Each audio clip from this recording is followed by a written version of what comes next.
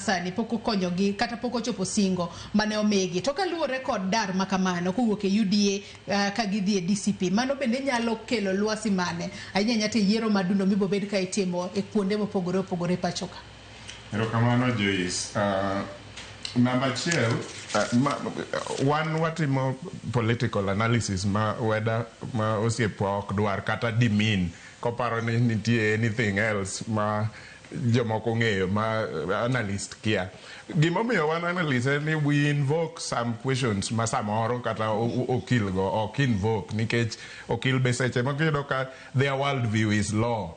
Mora they just put the law kata Yesu no gichandore ga ahinya ka jo Pharisee gin their world view wa law maka Yesu wacho kata wach marriage to gin in law, this is it in law. Koro samoro wabe wan gi contribution mwakelo in terms of invoking other conversations magin bende ok ginyal. Number 12, the question I would ask kata penjo maduong' mwanyalo penjo jo DCP manyien, the group masia manyien ma DCP ni ere pogruok e kind jo DCP gi jo UDA nikech e wang' jakenya ma kawaida jo DCP gi jo UDA yande gin team achiel ma jatend DCP nyocha en jalup jatend UDA to kendo gik mang'eny machando wagi ne gitimo kanyakla makata mana sani jalup jatend DCP party bende ne en secretary general mar UDA.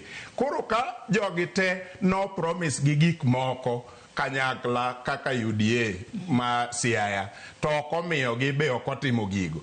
Ere geno magin go ni ka jogi obarore owuok eng'e William Ruto mane jatend UDA odhi oloso DCP makoro nigi Rigathi gi Malala eng'e mayande ne en deputy kocha to moro ne secretary general to koro gilokore joma beyo mowar mobatisi makoro gidhi miyo gi gik mane gimanyo ka. Magi questions mwa invoke eyo mayot.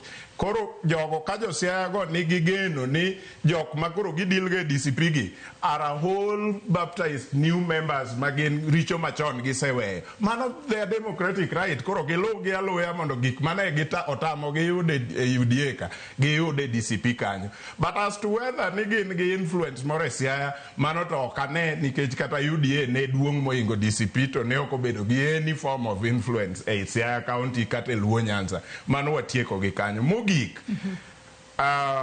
en ni gimano gibedo promised ni enang'o. Jofwambo manyo ni kod gimanyo tero negi tuor fuonga ema no felowa kabisa. No nengo jofwambo gi ononi e dhogi matin mondo giwach na ng'oma ne gibedo promise nikech ka gin gi wafuasi moko e Siaya kanyo to wafuasi go bo deserve to know ni jotendwa mag UDA gi no bedo promise ni bi migi machal kama mondo jolup gi kabe ong'e ni gima chal kama biro nwa koluwo jotendwa ma en ng'ane gi. Koro jofwambo no nengo umanynwa jogi mondo nyisu nang'o ma ne gibedo promised ni. No, ne gibedo promised loch pinyruodh polo koso ne gibedo promised ang'o ma ok otim negi in the few years mose